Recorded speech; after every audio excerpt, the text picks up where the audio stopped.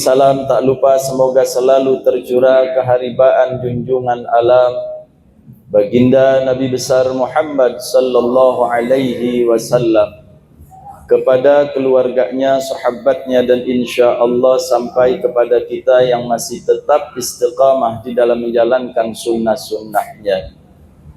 Terlebih dahulu saya sampaikan salam ta'ziman wa takriman wabil khususil khusus kepada para tuan-tuan guru, para asatidzah yang hadir pada malam hari ini.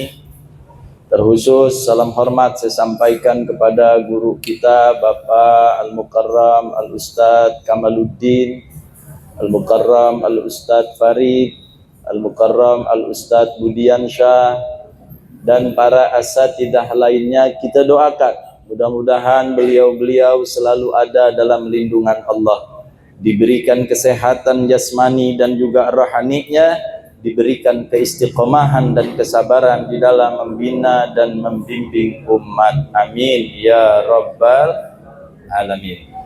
Tidak lupa salam hormat juga saya sampaikan kepada para tokoh masyarakat, para sesepuh dan bini sepuh.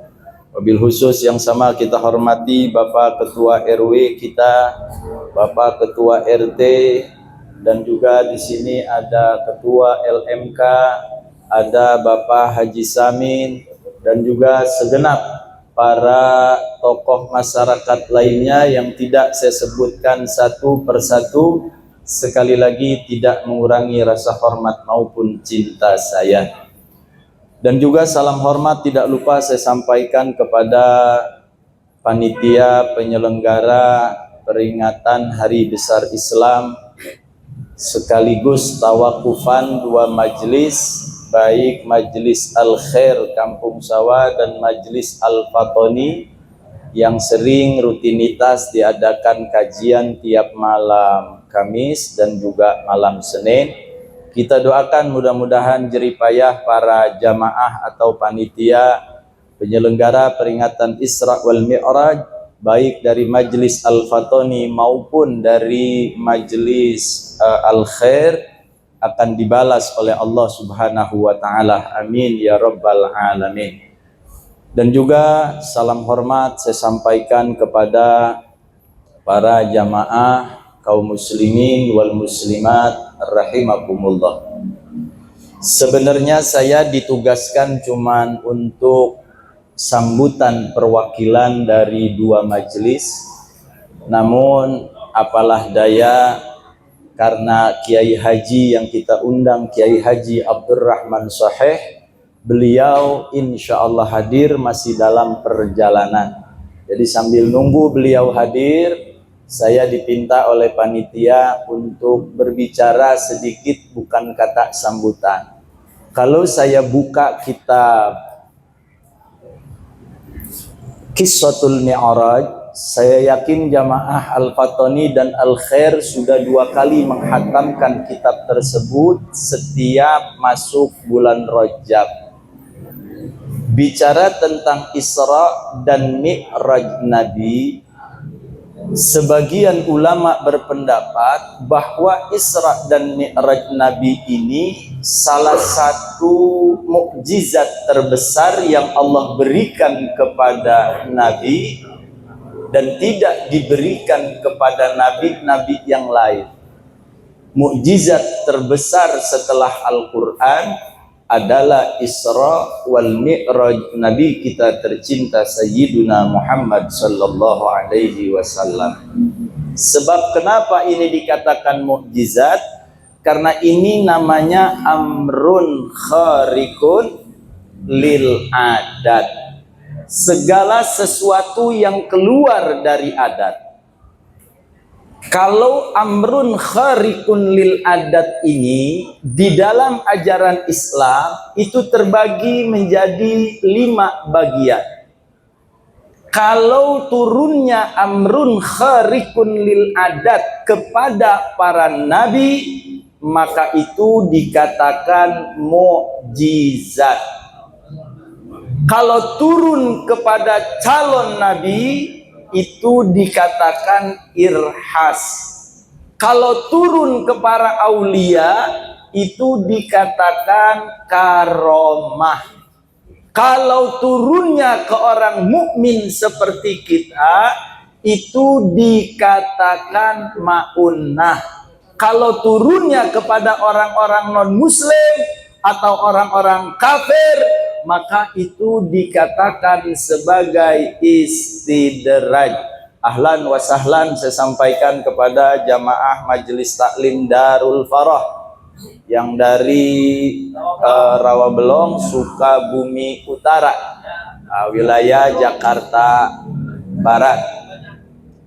Baik, saya ulang saudara, bahwa Isra dan Mi'raj ini dikatakan sebagai amrun khariqun lil adat, mukjizat terbesar setelah Al-Quran. Artinya amrun khariqun lil adat itu keluar dari adat. Akal tidak akan pernah mampu mengejar tentang sesuatu yang dikatakan amrun khariqun lil adat. Artinya segala sesuatu yang keluar dari adat, segala sesuatu yang tidak bisa dipikirkan oleh akal manusia, karena semua itu dengan kudrat dan iradat Allah. Bagaimana mungkin akal mau nerima perjalanan yang begitu jauh ditempuh dalam waktu yang sebentar? Dalam surat Bani Israel Allah katakan, subhanalladzi asra bi 'abdihi lailan minal masjidil haram ilal masjidil aqsa. Kalau kita artikan ayat ini, Maha Suci Zat yang telah menjalankan seorang hamba di waktu malam dari Masjidil Haram yang ada di Makkatul Mukarramah menuju Masjidil Aqsa yang ada di Palestina. Jaraknya tidak seperti dari sini ke Rawabelong. Jaraknya bukan dari sini ke Ciracas. Jaraknya bukan dari sini ke Pasar Minggu. Tapi jaraknya puluhan kilo, bahkan ratusan kilo. Nabi hanya diberangkatkan dalam waktu yang sebentar. Dalam kitab Qissatul Mi'raj, bahwa kalau di saat itu Anda naik onta, perjalanan pulang pergi makan waktu 1 bulan. Makanya Isra wal Mi'raj ini di luar nalar manusia, karena di luar akal. Makanya segala sesuatu tidak bisa kita harus buktikan dengan akal. Ada kalanya akal tidak mampu untuk mengejar sesuatu yang di luar dari akal. Sering saya katakan, contoh lain, Nabi Ibrahim alaihi salam ketika dibakar, dia nggak ngapa-ngapa, malah menggigil kedinginan. Andai kata kita dibakar, hangus apa enggak? Hangus. Tapi percaya nggak kalau ada manusia yang dibakar nggak ngapa-ngapa? Percaya. Buktinya mana? Nabi Ibrahim. Allah yang katakan dalam Al-Quran, ya naru kuni bardan wasalaman ala Ibrahim. Ya naru hai api, kun jadilah engkau bardan, dingin, wasalaman dan keselamatan ala Ibrahim, terhadap Nabi Allah Ibrahim alaihi salam. Tapi sungguh pun demikian, bahwa segala sesuatu amrun khariqun lil adat ini tidak direncanakan, karena itu kehendak Tuhan. Makanya saya nggak sepakat kalau karomah amrun khariqun lil adat dijadiin perlombaan. Ini apa-apaan? Makanya amrun khariqun lil adat ini sesuatu yang keluar dari adat, akan tetapi semua itu ada koridor dari Allah dan tidak lepas dari koridor hukum Allah. Saya katakan contoh, di dalam tafsir, apakah kita buka tafsir Munir, tafsir Jalalain, tafsir Sawi, itu ada penjelasan tentang Isra wal Mi'raj Nabi, atau tentang Nabi Ibrahim. Ketika Nabi Ibrahim ingin dibakar, itu konon api yang dikumpulkannya kayu, itu 1 bulan warga setempat nggak boleh masak bakar kayu, saudara. Mereka wajib mengumpulkan kayu, dan panjangnya itu kayu itu kurang lebih 30 meter. Itu panjangnya doang. Tingginya itu hampir 50 meter tingginya doang. Karena berbulan-bulan umat disebut masyarakat tersebut diwajibkan oleh Raja Namrud untuk mengumpulkan kayu bakar. Nabi Ibrahim dibawa ke atas puncak gunung. Di atas puncak gunung sudah disiapkan 2 tiang. Kalau orang sekarang katakan ketapel. Dua ketapel udah disiapkan. Kesingkat cerita, ketika api sudah mulai dibakar, bergejolak begitu dahsyatnya, Nabi Ibrahim itu ditarik, Pak. Ketika ditarik bagaikan kita menarik ketapel, turun malaikat Jibril alaihi salam. Saat itu Nabi Ibrahim pasrah tawakal kepada Allah. Apapun yang akan terjadi, beliau terima, saudara. Sungguh pun demikian malaikat Jibril berkata kepada Ibrahim, "Hai Ibrahim, mintalah pertolongan kepada Allah." Lalu apa jawab Nabi Ibrahim? Ini seorang manusia yang tauhidnya luar biasa. Tidak, wahai Jibril. Kenapa wahai Ibrahim? Kalau Allah menganggap aku sebagai Khalilullah, kalau Allah menganggap aku sebagai kekasihnya, tidaklah mungkin seorang kekasih didiamkan bila dizalimi. Subhanallah, ketauhidan seorang nabi, saudara. Nyatanya betul, ketika Nabi Ibrahim sudah dilemparkan di atas dari ketapel menuju bara api yang begitu panasnya, Allah langsung berfirman kepada api, "Ya naru, hai api, kun, jadilah engkau bardan dingin, wassalaman, dan keselamatan ala Ibrahim, kepada Nabi Ibrahim." Seketika pertolongan Allah, itu yang dikatakan sebagai mukjizat. Contoh kedua, Nabi Musa alaihi salam bisa membelah lautan di luar nalar manusia. Tibang tongkat diketok, tiba-tiba terbelah tuh laut. Apakah Nabi Musa tahu itu akan terjadi? Mana dalilnya? Tidak ada, saudara. Bahkan ketika Nabi Musa dan umatnya dikejar-kejar rombongan Fir'aun, sudah terpentok di pinggir pantai, seluruh umat Nabi Musa merasa cemas dan berkata kepada Musa, "Hai Musa, kita akan binasa karena sudah tidak ada jalan lagi untuk mencari keselamatan." Lalu apa yang terjadi? Jawab Nabi Musa alaihi salam, "Wahai umatku, berserah dirilah kalian kepada Allah, karena mati dan hidup semua sudah menjadi takdir Allah." Lalu turun mukjizat yang Allah berikan kepada Nabi Musa. Nabi Musa berdoa kepada Allah, minta solusi. Ini bagaimana Fir'aun di belakang dengan ribuan bala tentaranya. Lalu apa yang terjadi di saat itu? Allah berfirman kepada Nabi Musa, "Hai Musa, kau pungkul tongkatmu ke laut, niscaya laut itu akan terbelah." Pertanyaannya, Nabi Musa tahu nggak? Nggak tahu, saudara. Tapi dengan izin Allah, laut terbelah dan Nabi Musa diselamatkan oleh Allah Subhanahu wa ta'ala. Begitu juga perkara Isra dan Mi'raj Nabi. Di luar nalar manusia. Bukan berarti akal nggak nerima. Akal nerima, tapi dibarengi dulu dengan keimanan. Iman dulu baru akal. Kalau udah beriman, pasti orang yang beriman akan meyakini tentang Isra dan Mi'rajnya Nabi. Hanya orang-orang yang tidak beriman, yang tidak meyakini tentang Isra dan Mi'rajnya Nabi. Makanya kalau amrun khariqun lil adat ke Nabi disebut mukjizat.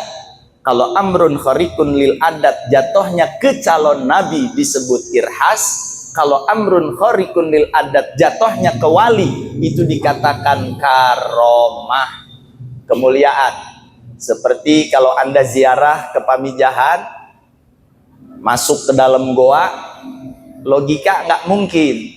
Kenapa? Karena ini goa arah ke Cirebon, ini perjalanan wali arah ke Mekah, ini perjalanan arah ke Banten. Kalau yang ke arah ke Mekah sudah dipagar besi, karena maaf ada orang Jawa yang tidak meyakini, dia masuk ke dalam sampai gini hari nggak keluar-keluar.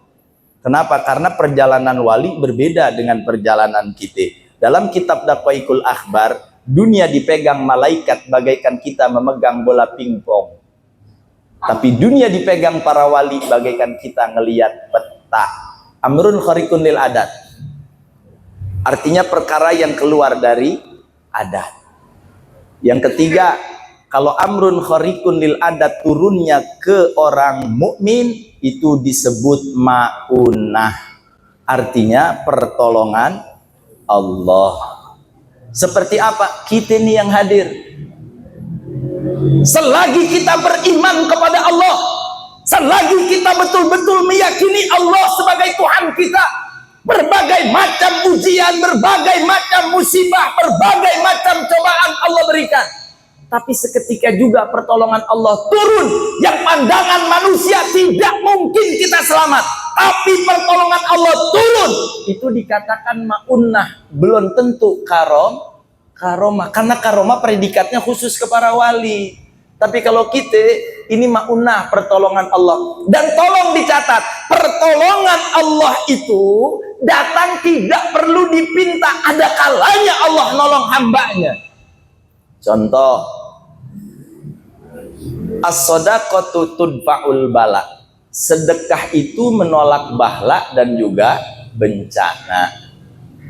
Kita habis sedekah, tiba-tiba kita berangkat deh tuh naik mobil, naik kendaraan, tahu-tahu tabrakan. Menurut logika harus mati kita kegencet, tapi dengan izin Allah kita nggak ngapa-ngapa. Nah, kadang persepsi masyarakat orang Indonesia itu beda tuh. Apa mereka bilang? Ya wajar aja gurunya di Banten. Ya jangankan gituan, truk aja bisa terbalik. Nah ini udah gila deh nih orang. Padahal itu kemaunah yang Allah berikan hasil dari sedekah. Karena kata Nabi, as-shadaqatu tudfa'ul bala. Sedekah itu menolak bala dan juga bencana. Itu kalau Allah ganti sedekah kita di alam dunia dengan keselamatan, maka niscaya itu dikatakan sebagai pertolongan Allah. Salah satu contoh, 2 tahun yang lalu ada isu dikabarkan saya mati karena terjadi tabrakan beruntun di Garut. Kebetulan waktu itu saya baru pulang ziarah, di sini masih banyak saksinya.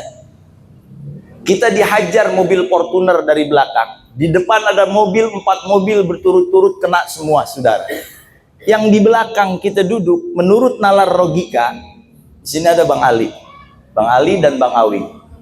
Itu kalau menurut akal logika, udah harus mati Bang Ali sama Bang Awi. Jangankan Bang Ali sama Bang Awi, keripik pisang sampai remuk nggak kelihatan bentuknya. Makanya ketika kejadian jedur, begitu kencangnya ditabrak oleh Fortuner, kita semua nengok ke belakang. Saya kejedot di dashboard, saya keluar karena lemes, kita geletak. Lalu ada yang moto dikirimin. Yang namanya manusia, kabarnya nyampe kemari bukan tabrakan beruntun. Bang Ali sekarat, Ustadz Denny mati, kan gila nih orang. Itu memang akal logika kita nggak nerima tuh. Nyatanya saya kaji lagi, satu berkah ziarah, mungkin karena kita bersedekah lagi ziarah tuh ke tukang minta-minta, Allah jaga keselamatan kita. Kalau menurut nalar manusia, harus mati yang di belakang, saudara. Tapi dengan izin Allah, segala sesuatu kalau Allah tidak berkehendak, tidak akan terjadi. Maka dari itu, tidak perlu kita kecil hati. Sesulit apapun problem di alam dunia, sebesar apapun masalah kita, selagi kita punya keyakinan Allah yang maha besar, Allah ada di tengah-tengah kita, Allah akan nolong kita, pasti Allah akan berikan jalan keluarnya untuk hambanya, saudara. Jangan kecil hati. Itu makanya kan cara Allah itu dalam hadis qudsi ada, Pak, di mana Allah berfirman dalam hadis qudsi, itu hadis yang tidak tertulis di dalam Al-Quran. Firman Allah nggak tertulis di Al-Quran, cuma dikatakan hadis qudsi. Apa kata Allah di dalam hadis qudsi tersebut? Ya bena Adam, hei anak Adam. Adanya di kitab Majmu'atus Salasu Rasail. Ya bena Adam, hei anak-anak Adam, sungguh aku tidak akan pernah menarik ruhmu sebelum keadaan ruhmu dalam keadaan suci di hadapanku. Masya Allah, begitu cintanya Allah kepada hamba-hambanya, saudara. Walaupun hambanya begitu banyak melakukan perbuatan dosa, tapi Allah Subhanahu wa ta'ala Rahman Rahimnya, ampunannya lebih luas dari dosa yang kita lakukan, saudara. Aku tidak akan pernah mau bertemu dengan hamba-hambaku dalam keadaan berdosa. Ketika dia di alam dunia, maka dari itu ku bersihkan dosa-dosanya dengan caraku sendiri, kata Allah. Bisa dengan cara penyakit. Kalau penyakit enggak, dihantam dengan segala macam ujian bertubi-tubi dalam rumah tangga. Disikat habis-habisan, tapi kita sabar. Andai kata masih melakukan perbuatan dosa, terakhir orang tersebut, kata Allah, akan aku tibankan dan bebankan yang berat ketika dia dicabut nyawanya, saudara. Karena aku tidak pernah ridho bertemu dengan hamba-hambaku dalam keadaan berdosa. Ini kan bagian dari maunah. Yang terakhir istidraj. Kalau istidraj itu panyungkun. Orang Sundanya bilang, saya nggak tahu deh kalau orang Jakarta. Apa tuh Haji Narong panyungkun tuh? Hah? Ngambulin. Ngambul ya. Jadi begini bahasa gampangnya.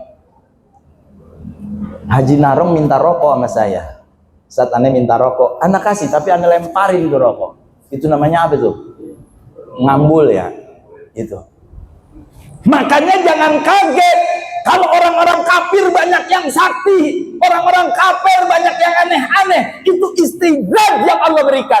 Tapi dalam kitab Tambihul Ghafilin tidak tertutup kemungkinan orang yang beriman juga, kalau dia takabur, maka dia dijabah oleh Allah, maka dikatakan itu adalah bagian dari istidraj. Kalau istidraj diberikan, niscaya jauh dari pintu keberkahan. Nah, jadi Isra wal Mi'raj ini bagian dari amrun kharikun lil adat. Karena perjalanan Nabi Isra dan Mi'raj dua kalimat yang berbeda tuh Pak.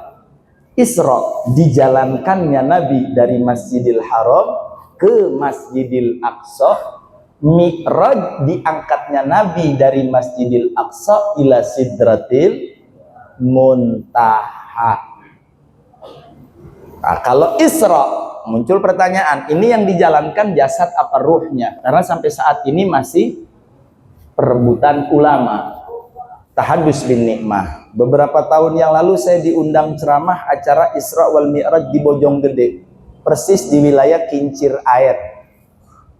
Itu di komplek perumahan, masjidnya besar, jamaah penuh. Dan panitia tidak memberitahukan saya kalau ada segmen tanya jawab. Dan di saat saya ceramah dipinta khusus tidak boleh nyimpang dari rel Isra wal Mi'raj Nabi. Saya buka dengan berbagai macam dalil. Setelah saya mau turun, tiba-tiba MC bicara, Pak Kiai, saya mohon Kiai diam pada posisi Kiai sekarang karena ada segmen tanya jawab. Ya saya kaget. Gue baru kali ini ceramah nggak dikasih tahu ada segmen tanya jawab. Tapi apalah boleh buat, tawakal aja udah ke Allah. Baik, silakan kalau yang mau tanya saya persilahkan. Akhirnya berbagai macam pertanyaan saya jawab. Ada satu orang, maaf saya sebut, maaf, dari kampus UIN Syarif Hidayatullah Ciputat. Apa dia bilang? Pak Kiai, tolong jelaskan kepada kami secara detail tentang Isra wal Mi'raj Nabi. Satu, yang dijalankannya itu ruh dan jasad. Dua, apakah ruhnya saja? Karena jujur, kami masih ragu tentang Isra wal Mi'raj Nabi. Ya saya jawab langsung aja. Saya katakan, hikmah dari Isra wal Mi'raj, keimanan terpecah menjadi 3 bagian. Satu, orang yang beriman tambah-tambah keimanannya dari Isra wal Mi'raj. Contohnya siapa? Abu Bakar Siddiq. Ketika Abu Bakar ditanya di hadapan orang-orang muslim, hai Abu Bakar, apakah mempercayai dengan apa yang diceritakan Muhammad? Padahal perjalanan dari Masjidil Haram ke Masjidil Aqsa begitu jauh, tapi Muhammad hanya sekejap mata. Lalu apa jawab Sayyidina Abu Bakar Siddiq? Wallahi, demi Allah, Andai saja yang keluar cerita dari lisan Rasulullah lebih dari itu, saya orang yang pertama kali mempercayainya. Artinya bahwa Sayyidina Abu Bakar sami'na wa ata'na, beliau dengar, beliau ikut, beliau patuh dengan apa yang diceritakan oleh Rasulullah. Yang kedua, orang kafir tambah-tambah kekafiran. Contohnya Abu Jahal dan Abu Lahab. Ketika Nabi ditanya, "Hai Muhammad, apa betul kau dari Masjidil Aqsa?" Ya. Lalu tolong sifatkan kepada kami tentang Masjidil Aqsa. Ada berapa tiang Masjidil Aqsa? Ada berapa jendela Masjidil Aqsa? Ada berapa pintu Masjidil Aqsa? Padahal Nabi lagi Mi'raj, lagi Isra sampai di Masjidil Aqsa, nggak sempat ngitung tiang Masjidil Aqsa, nggak sempat ngitung jumlah jendela dan jumlah pintu. Tapi dengan izin Allah, malaikat Jibril turun ngasih kabar dan bentuk Masjidil Aqsa, saudara, disebutkan dan disifatkan oleh Nabi. Sungguh pun demikian, Abu Jahal sudah berangkat ke Masjidil Aqsa, dia yakin apa yang disampaikan oleh Nabi itu benar, tapi karena dia kafir, Allah tambahkan kekafirannya, saudara. Yang ketiga, orang Islam jadi kafir karena hikmah dari Isra wal Mi'raj. Contohnya ente, saya begitu aja udah. Karena ente nanya masih ragu, ya anda jawab, ente yang kafir. Karena urusan Isra wal Mi'raj, lihat ayat terakhir, linuriyahu min ayatina. Allah perlihatkan kebesaran-kebesaran Allah yang pandangan manusia tidak mungkin. Bagi Allah tidak ada hal yang tidak mungkin. Innama amruhu idza arada syai'an ayyaqula lahu kun fayakun. Lalu kalau urusan ruh dan jasad, itu memang masih ikhtilaf. Kalau kita ngambil hadis Nabi yang diriwayatkan oleh Siti Aisyah radhiyallahu taala anha, bahwa yang diberangkatkan Isra dan Mi'raj hanya ruhnya saja. Tapi sepakat semua ulama ahlu sunnah wal jamaah dari ayat Al-Quran, subhanalladzi asra bi abdi. Abdi adalah seorang hamba, meliputi antara jasad dan juga ruh. Tuh, makanya wajib umat Islam meyakini Isra wal Mi'raj Nabi ruh dan juga jasad. Berangkat deh Nabi dari Masjidil Haram menuju Masjidil Aqsa. Di sini ada apa disebutnya ya Bang Haji Narong ya, pelintiran sejarah. Ada yang mengatakan bahwa Nabi diperlihatkan azab dan siksaan itu ketika Mi'raj. Tapi kalau kita merujuk kitab Qissatul Mi'raj dan ada dua kitab lain lagi, itu sama saudara, bahwa Nabi diperlihatkan oleh Allah berbagai macam bentuk dan siksaan ketika Nabi dijalankan dari Masjidil Haram sampai ke Masjidil Aqsa. Makanya kan Nabi ketika jalan dari Masjidil Haram menuju Masjidil Aqsa melihat satu kaum, yang mana kaum perempuan yang sedang diazab begitu dahsyatnya. Makanya dalam kitab Uqudul Zain suatu waktu Nabi nangis, sujud di hadapan Allah. Sayyidina Ali datang beserta Siti Fatimah. Ma yubkika ya Rasulullah? Apa yang membuat engkau menangis wahai Rasul? Apakah ada yang menzalimimu atau ada yang menyakitimu? Wallahi demi Allah, kalau memang itu terjadi, bukan lisanku yang akan bicara wahai Rasulullah, tapi pedang ini yang akan menebas batang leher orang tersebut. Nabi tetap menangis. Apa jawab Nabi? Ya Ali, hei Ali, wallahi demi Allah, semalam aku di-Isra dan di-Mi'rajkan oleh Allah. Allah perlihatkan berbagai macam siksaan yang sangat beragam yang ditibankan kepada umatku. Siti Fatimah melongo. Apa kata Siti Fatimah? Siksaan apa wahai Rasulullah yang akan diterima oleh umatmu dan yang kau lihat? Apa jawab Nabi? Hai Fatimah, jangan mentang-mentang kau punya seorang ayah, seorang nabi. Kalau kau berbuat dosa, maka adabnya akan turun kepada. Subhanallah. Nabi katakan, wahai Fatimah, aku melihat satu kaum, golongan perempuan-perempuan yang sedang diazab dan disiksa begitu pedihnya. Rambut diikat dengan tangan diikat dengan kaki bagaikan bola. Lalu malaikat memukulnya sampai 1 detik 1000 kali pukulan. Siti Fatimah kaget. Dosa apa yang dilakukan oleh wanita tersebut wahai Rasulullah? Lalu apa jawab Nabi? Wallahi demi Allah wahai Fatimah, andai saja umatku dari kaum perempuan mereka tidak menutup aurat di hadapan lelaki lain, Allah berikan azab yang akan pedih di yaumil qiyamah, saudara. Subhanallah. Allah udah gambarin tuh siksaan-siksaannya. Terus Nabi jalan. Saya nggak buka semua deh. Kalau buka semua kagak cukup 4 jam. Jalan penting-pentingnya ya dah. Nabi jalan, tiba-tiba di tengah perjalanan ada pohonan yang doyong. Pohonan rubuh. Itu tiba-tiba nih kaum lewat itu pohon. Dan di depan mata Rasulullah pohon langsung ngebabuk ke orang tersebut. Sampai berkeping-keping, kagak ada tubuh yang nempel di jasadnya. Daging yang nempel di jasadnya nggak ada. Sayyidina Ali bertanya, gerangan apa yang dilakukan oleh orang tersebut, wahai Rasulullah?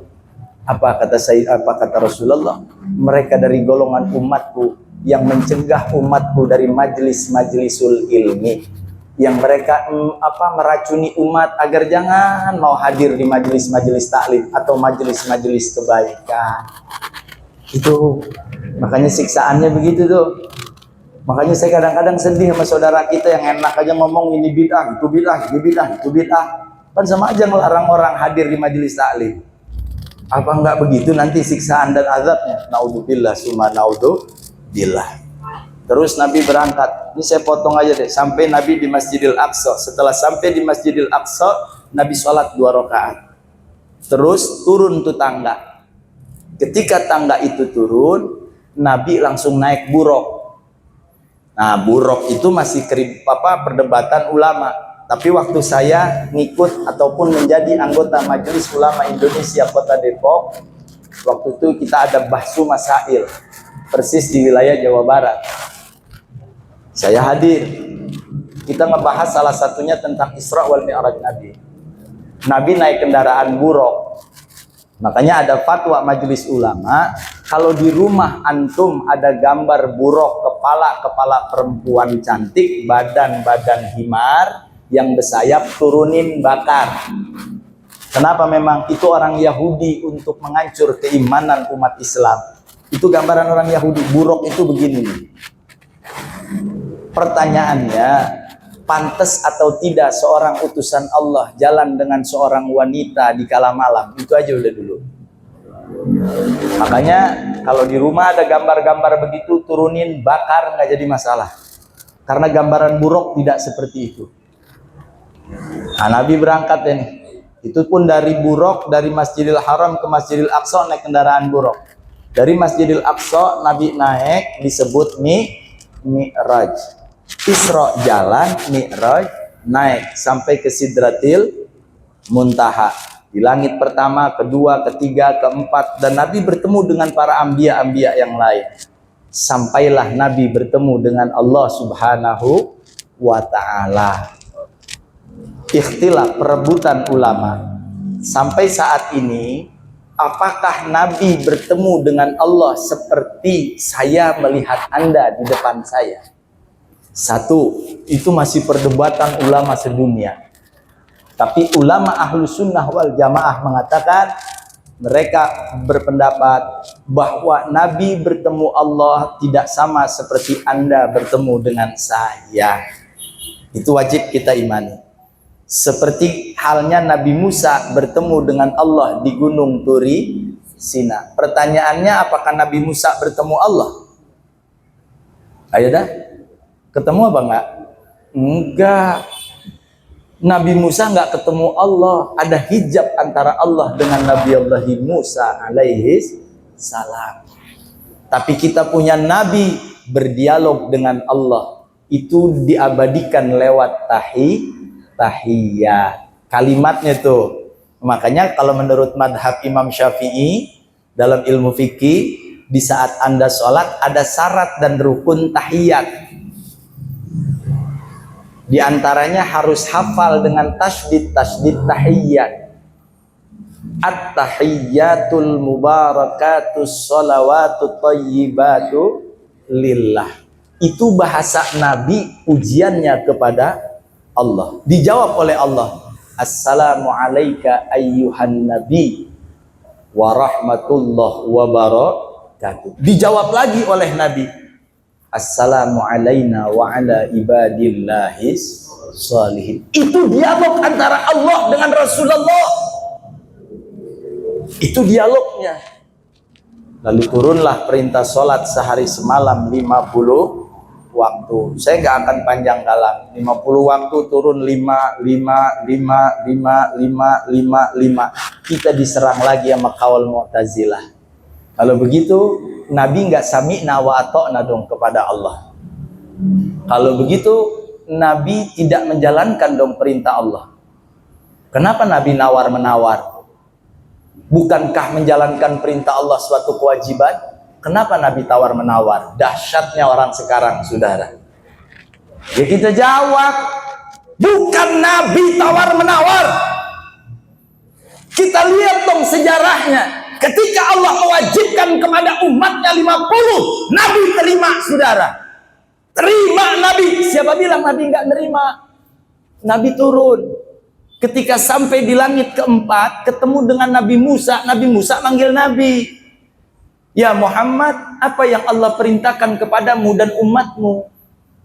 Mendirikan sholat sehari semalam 50 waktu, wahai Musa. Apa jawab Nabi Musa? Kau balik lagi ke Allah, ke Tuhanmu. Minta kemurahan. Karena umatmu umat yang paling lemah. Niscaya tidak akan mampu dan sanggup menjalankan sehari semalam 50 waktu. Pertanyaan saya, Nabi ngelawan nggak? Enggak. Nabi sami'na wa ata'na. Nabi terima. Ketika diperintahkan oleh Allah 50 waktu, Nabi turun. Ketika sampai di langit keempat berdialog dengan Nabi Musa, dan Nabi nggak langsung berangkat, minta pendapat kepada malaikat Jibril alaihi salam. Wahai Jibril, bagaimana pendapatmu? Balik lagi kepada Tuhanmu, wahai Muhammad, dan mintalah kepada Tuhanmu agar dikurangkan dari jumlah yang ditentukan. Memohon Nabi kepada Allah. Inilah lembutnya Allah. Turun 5.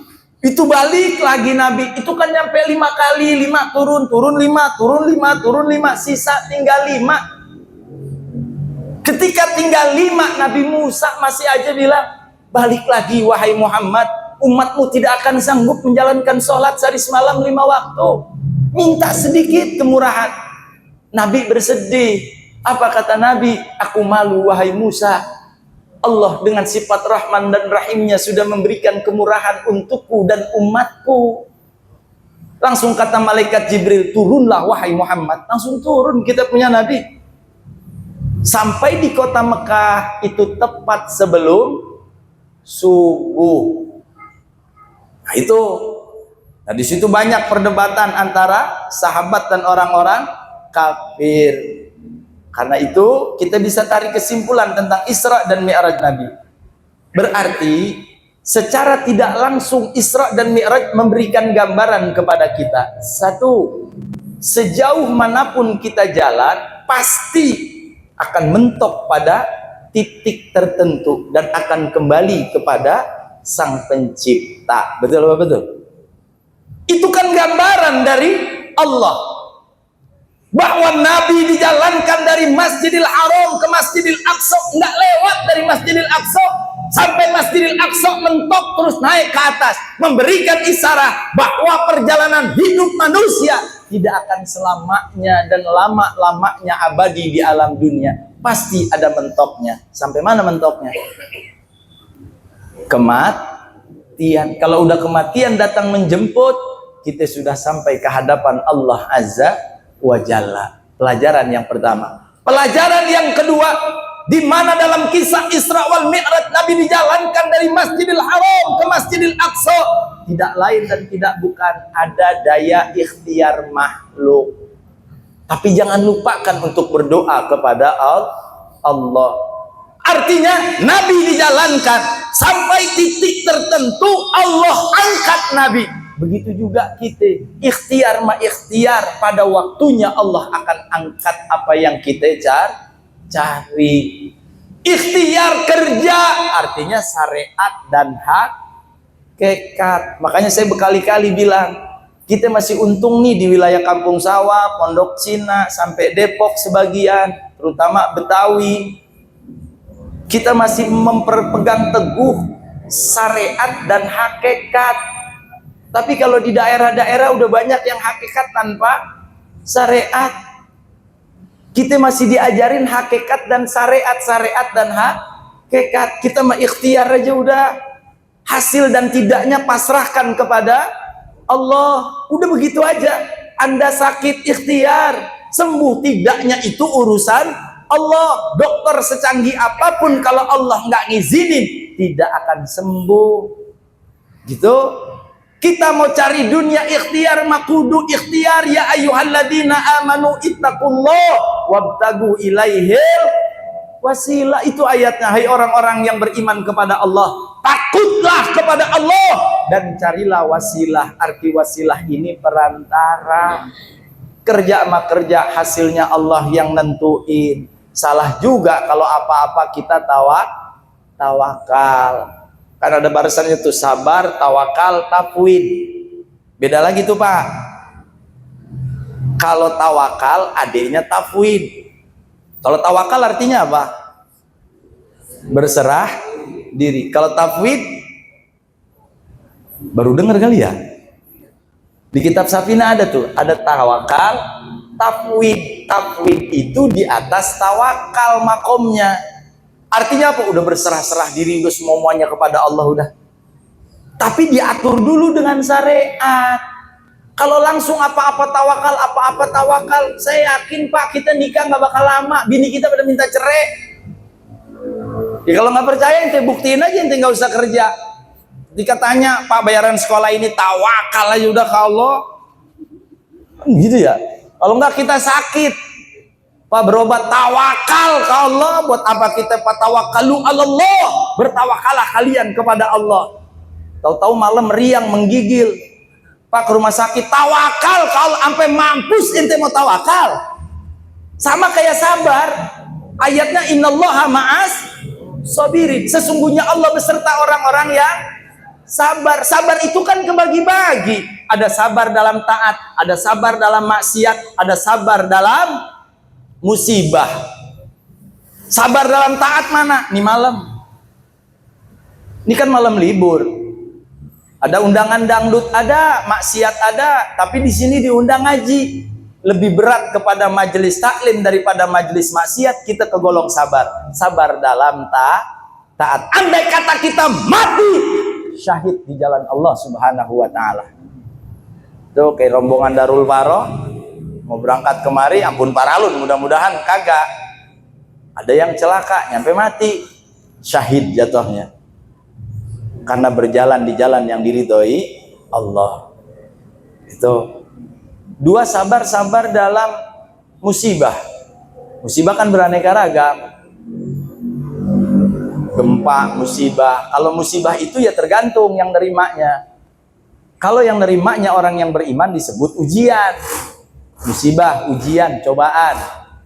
Tapi kalau orang yang setengah ibadah kagak, apa-apa kagak, maksiat mulu maksiat, itu bisa disebut teguran. Tapi kalau udah nggak pernah ibadah sama sekali, disebut adab. Berarti tergantung individunya, gitu. Kayak ente, apa contoh kecilnya ya? Ramadan, contohnya nih besok puasa Ramadan. Adanya Idul Fitri itu buat orang yang puasa. Yang nggak pernah puasa nggak usah ikut campur sama urusan Idul Fitri. Betul. Karena Idul Fitri adanya buat mereka yang berpuasa. Kalau yang nggak puasa nggak usah ikut campur, ngikut rame-ramein Idul Fitri, enggak. Dan yang kembali kesucian mah buat mereka yang puasa. Kadang-kadang kita puasa kagak apa-apa kagak, seminggu mau lebaran kita ngomong sama teman. Allah lagi gini-gini amat nguji gua ya. Nah, memang udah lebaran belum beli baju, anak pada nangis. Kita tahu dia nggak puasa, kita tinggal balikin.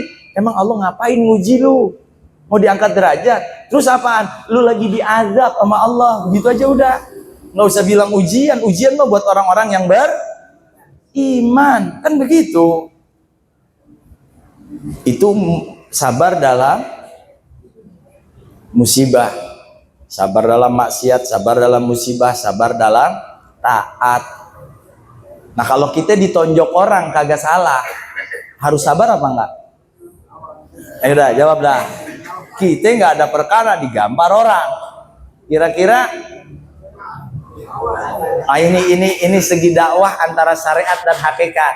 Kalau ente ngaji ke Darut Tauhid Bandung Agim, itu kita kalau diinjak sabar. Kenapa memangnya? Mungkin matanya nggak lihat kaki kita. Allah Maha Tahu Agim. Bagus tauhid. Tapi kita kan tingkatan syariat. Lu injak dah kaki gua. Kalau kagak gua injak lagi kaki lu, kan begitu. Dalilnya apa? Kalau ada seseorang yang menzalimimu, kau zalimi lagi, nggak jadi masalah, saudara. Kita digampar sekali, kita gampar lagi dia. Tapi nggak boleh berkali-kali. Kalau kita kan ditonjok sekali, nonjoknya bisa 20 kali. Nah itu yang dosa tuh. Gitu. Ya. Nah karena itu, Isra dan Mi'raj ini intinya pelajaran buat kita sebagai umat Islam. Berjalannya Nabi, diangkatnya Nabi. Kita bagian dari syariat. Sholat bagian dari syariat. Doa bagian dari syariat. Minta kepada Allah, ud'uni astajib lakum. Apalagi dikit lagi mau Ramadan. Ini udah masuk bulan Rajab. Habis Rajab bulan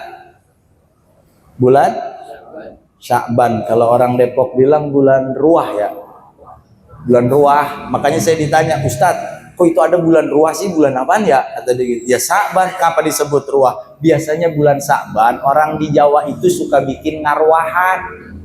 Emang ngarwahan ngapain? Bikin tahlilan, yang haul, yang apa tuh di bulan Sya'ban. Itu Nabi nggak pernah ngelakuin begitu, Ustadz. Kenapa sih umat Islam pada ngelakuin begitu? Terserah lu dah. Saya mau jawab begitu, sekarang gue debat ya udah capek.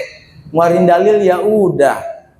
Sya'ban kalau mau tahu dalilnya ada di kitab Daqaiqul Akhbar. Setiap masuk bulan Sya'ban itu para ruh yang sudah meninggal, yang soleh itu memohon kepada Allah agar ngelihat keluarganya di bumi ataupun di atas bumi. Tuh orang tua kita itu bulan Sya'ban pada pulang. Ada tuh di kitab Daqaiqul Akhbar di bulan Sya'ban. Makanya bulan Sya'ban kata Nabi kan, Rajab syahrullah, Sya'ban syahri, Ramadan syahru ummati. Nah, kita dikit lagi bulan masuk bulan Ramadan, bulan untuk umat. Itu manfaatin. Makanya saya tertarik, Pak. Saya bukan punya guru, punya kawan. Saya masih belum bisa ngejalanin. 1 tahun tuh ada 12 bulan. Selama 11 bulan dia ikhtiar, dia kumpulin tuh duit. Pas masuk tanggal bulan Ramadan, dia nggak mau tuh kerja, udah khusus aja 1 bulan dia wakafin ke Allah. Udah 11 bulan udah ada persiapan buat 1 bulan Ramadan kok. Subhanallah. Kalau kita kan terbalik. Ramadan ngejar target, udah pasti kita mau udah, betul ya? Tapi orang-orang yang beriman ngejar targetnya ibadah, bukan ngejar target buat THR. Itu kan habis-habisan bulan Ramadan. Padahal Masya Allah, Tabarakallah. Makanya saya sering tuh berkali-kali bilang, anggap Ramadan besok Ramadan yang terakhir buat kita. Karena kita belum tentu ketemu dengan Ramadan yang akan datang. Kalau kita udah punya keyakinan Ramadan besok Ramadan yang terakhir buat kita, maka manfaatkan nilai-nilai Ramadan tersebut dengan sebaik-baiknya. Sebenarnya mengaji nggak perlu tawakufan kalau ngikutin dalil. Justru ngaji di bulan Ramadan pahalanya berkali-kali lipat. Kalau kita di Jakarta kan ditutup. Buka-buka kapan? Syawal lah, itu adat dah. Nggak di mana-mana tuh. Betul. Tapi kalau di kampung-kampung makin giat Ramadan. Makin semangat ngajinya Ramadan. Tapi kalau di majelis taklim Jakarta rata-rata ada tawakufan. Lo kenapa memangnya? Kalau ngaji bisa bentrok lah sama terawih. Ya udah. Terus dipindahin kuliah subuh. Ada yang begitu ngakalinnya. Tapi kalau al-khair ma al-fatoni mah bukanya ntar. Itu tenang aja udah, tinggal manfaatin aja udah ilmu yang ada. Betul ya? Bukanya ntar bulan haji. Bulan Syawal insya Allah. Padahal Ramadan dia manfaatkan sebaik-baiknya. Kan saya bilang dalam hadis Nabi, idza halla hilalur Ramadan, kalau masuk bulan Ramadan, sahal arsy wal kursi wal malaikah, maka menjerit aras dan kursinya Allah beserta para malaikat. Apa jeritannya? Tuba li ummati Muhammadin alaihi salatu wassalam. Kebahagiaan untuk umat Nabi sallallahu alaihi wasallam. Ada kalimat lam lil ikhtisas, li ummati Muhammadin, untuk umat Nabi Muhammad. Kebahagiaan apa yang didapatkan oleh umat Nabi di bulan Ramadan? Berbagai macam kemuliaan. Di antaranya kata Nabi, wastaghfarat lahumus syamsu wal qamar, akan memohonkan pengampunan untuk umat tersebut. Asyamsu matahari, wal qamar rembulan, wal kawakib bintang-bintang di langit, wat toyur fil hawa, burung di awang-awang, wassamaku fil ma'i, ikan di dalam air pun ikut memohon pengampunan untuk umat Nabi. Tidurnya aja kita juga dihitung ibadah. Naumus shaim ibadah. Tidurnya orang yang berpuasa itu ibadah. Cuman jangan jadi dalil kita tidur mulu tidur. Udah kayak bangke, malam begadang, bangunin sahur, bagus. Udah niat puasa, habis subuh dia tidur, bangun jam 5:30 mau maghrib. Kira-kira puasa apa kagak tuh orang? Pertanyaan saya, sah nggak puasanya? Sah nggak puasanya? Dapat pahala nggak? Nah, itu udah bisa tahu. Betul, karena tidur mulu, udah bukan waktunya untuk tidur. Tidur yang dipakai nilai ibadah tuh lagi zikir, tahu-tahu tidur itu ibadah. Malah kalau dalam kitab Durratun Nasihin, kita tidur nih, itu kasur ngedoain kita. Ketika kita bangun, kaki mau ngambil apa, sendal tuh mau ke kamar mandi, sendal memohon pengampunan buat kita. Datang ke kamar mandi, setiap langkah dihitung ibadah. Subhanallah.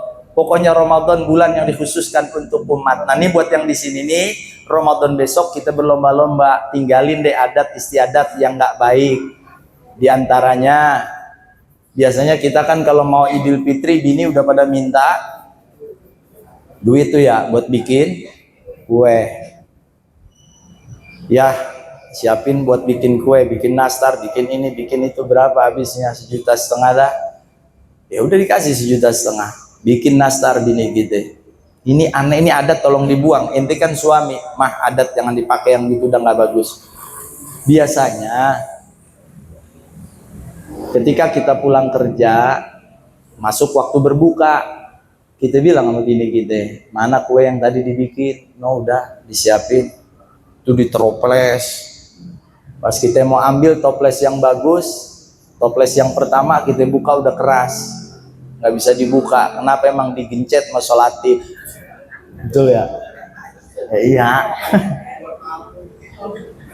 Yang satu lagi kita lihat dibuka, ditaplok tangan kita sama bini. Jangan yang itu pak, itu mau buat lebaran. Dan terus buat bapak mana? No, di kaleng kongguan. Pas diambil kaleng kongguan itu bawahnya udah pada cemong tuh nastar. Innalillah wa inna ilaihi rajiun. Padahal kalau orang yang sadar Ramadan dia bersedekah sebanyak-banyaknya. Urusan nanti Syawal, mau ada kue nggak ada kue, lebaran pasti jadi. Udah begitu aja. Ini kadang-kadang di Ramadan kita umpet-umpetin. Coba dah kita lihat di rumah, pasti pada dipajang tuh toples di mana? Estalase atau di bupet tuh. Begitu kita nyari kuncinya gue susah banget. Ya, lebih ini yang tahu. Mah kuncinya mah ntar lebaran udah dibuka, kunci diumpetin. Giliran masuk waktu Syawal, orang yang kagak kenal kita suruh masuk. Tuh. Makanya adat kayak gitu nggak bagus. Padahal kalau tahu Pak, Masya Allah fadilahnya, takjil itu paling dianjurin. Makanya orang tua dulu tuh biasanya di depan rumahnya ditaruh teko sama air. Mau puasa nggak puasa, kalau waktu puasa paling waktu-waktu mau buka ditaruh tuh. Kenapa? Memang hadis Nabi, orang yang memberikan satu tetes yang ngebatalin puasa, satu surga dibangunkan oleh Allah di dalam, satu bangunan dibangunkan oleh Allah di dalam surga, satu tetes. Itu apalagi kalau kita ngasih makan. Makanya takjil itu kudu itu Yang namanya buka. Nah kalau ngikutin Nabi makan bukanya cukup, Nabi pakai korma sama air putih, udah. Kalau kita kan dendam, betul. Korma mah beli, ngikutin sunnahnya mah ngikutin pertama doang. Ini sunnah Nabi begini, korma 1 air putih, korma 2 air putih, korma 3 air putih. Setelah itu nasi, asinan, kolak, giliran masuk traweh udah begah. Betul, itu ilangin yang kayak gitu ya, karena anggap Ramadan besok Ramadan yang terakhir deh buat kita. Jangankan nunggu Ramadan besok, ini dari gini hari sampai Ramadan besok nggak ada jaminan kita hidup. Betul, makanya betapa beruntungnya kita kalau nyampe dikasih waktu nyampe Ramadan. Udah nyampe mana, Am? Hah? Hah? Oh, ya udah, saya udah ngap-ngapan ini. Artinya Kiai Haji Abdurrahman Shaheh karena memang beliau ulama, bukan ulama biasa tapi ulama luar biasa, kita maklumin. Karena beliau kan dari bagian Majelis Ulama Indonesia. Makanya kita kalau undang ulama ya kudu siapin badal-badalnya ulama-ulama yang memang luar biasa. Artinya bahwa beliau mungkin ada tugas yang memang lebih lebih penting, sehingga majelis kita ini bukan ditinggalin. Saya yakin beliau minta maaf ke Arham, kita juga maafin, maklumin. Makanya tuh kalau guru nggak datang jangan diomongin, gimana mau manfaat ilmu. Betul, ini ente ngaji ngundang kiai kagak datang, udah jangan diomongin, biarin, mungkin lagi sibuk. Tapi yang penting ada koordinasi gitu. Kalau ente ngaji di majelis taklim, guru kagak datang, nggak usah ribut. Terus ngapain? Atau tahlil, atau yasin, atau baca apa aja. Itu. Apalagi kalau nanya, nggak bagus tuh. Ngaji kagak ya? Lah yang ngomong ngaji, lu ngapa nanya sama gua, Pak Ol? Kan begitu saudara. Ini bukan nyinggung. Artinya tahun-tahun depan sama siapa aja nggak boleh gitu. Mau ngaji mau kagak datang, bae udah. Betul ya? Ya kan? Saya rasa ini saja karena Kiai Abdurrahman Shaheh nggak hadir, jadi kita maklumin, dan bukan berarti nggak sukses acara saya anggap sukses. Saya atas nama pribadi menjelang Ramadan, baik jamaah Darul Faro, saya ucapin jazakumullah ahsanal jaza, walaupun tawakufannya Darul Faro tanggal 29. Nah, ini kan keluarga nih. Makanya saya mohon kepada Ketua Majelis Taklim Al Khair dan Al Fatoni, baik Ustadz El Riandi Riri dan juga Pak Rudi, kita malu betul nih Darul Faroh dari Kebon Jeruk datang kita undang. Nah, besok tanggal 29 beliau bikin acara tawakufan, udah pasti diundang 2 majelis, mau nggak mau wajib datang dah ya. Artinya kita jangan mau dicubit tapi kira nyubit kita kagak mau. Nah, sekarang kita sama Darul Faroh main cubit-cubitan dah, begitu bahasanya. Insya Allah Bang Fikri nanti kita pada hadir di tanggal 29, dan kebetulan di tanggal 29 pun yang ceramah dari Kiai Petamburan. Yang hadir ada guru di sana, saya hadir, saya pastikan saya hadir. Insya Allah pada tanggal 29. Saya ucapin jazakumullah ahsanal jaza atas kehadirannya dari jamaah Darul Faro. Jangan kecewa walaupun tidak ada Kiai Haji Abdurrahman Shaheh, pahala kita tetap dapat sebagaimana yang kita niatkan di rumah. Lalu kepada ustadz-ustadz yang hadir saya ucapin jazakumullah ahsanal jaza, dan saya atas nama pribadi sebagai pengajar atau pembimbing mohon dibukakan pintu maaf yang seluas-luasnya apabila saya punya salah dalam dakwah, dalam ceramah, dalam akhlak, dalam bercanda. Saya minta ridhoin, saya minta ikhlasin, dan tanpa dipinta para jamaah pun yang hadir ngaji saya udah ikhlasin dan saya udah ridhoin. Saya rasa ini saja dari saya, nanti doa ditutup oleh guru-guru kita yang lain. Sekali lagi atas nama panitia penyelenggara minta maaf yang seluas-luasnya, ini di luar dari konteks rencana kita awal. Nyatanya Kiai Haji Abdurrahman Shaheh tidak hadir karena ada halangan gitu. Jadi kita nggak perlu panik, yang penting ilmu kita dapat, kita duduk, kita taklim. Insya Allah panitia udah nyiapin makanan ya, jangan pulang, pisang makan dah, habisin, karena memang buat nyiapin tamu. Dan insya Allah itu makanan udah didoain, orang dari kemarin didoainnya dari malam Rebo artinya maratibul atos, malam Rebo dikir di sini. Saya rasa ini saja, kurang lebihnya saya mohon maaf. Billahi taufiq wal hidayah. Assalamualaikum warahmatullahi wabarakatuh. Alhamdulillah.